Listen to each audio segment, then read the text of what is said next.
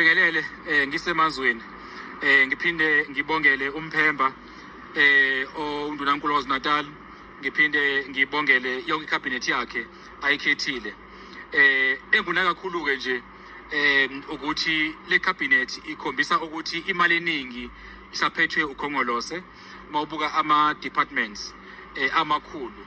The core competency of provincial government is health and education. So the fact that these two departments are still governed by the ANC, it means government of KwaZulu-Natal is still the ANC.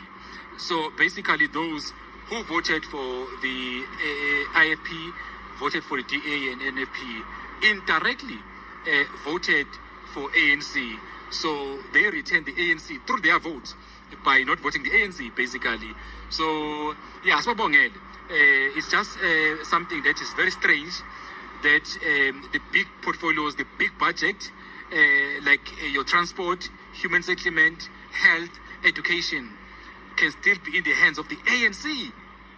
So it means this government is actually an ANC government, not the IFP government, not DA government, not NFP government. It's an ANC government. But yeah, I think asibabongeleke kwa ANC ukuthi banikwa amandla bese bekhishiwe kuona amaqembu abanikeza back amandla.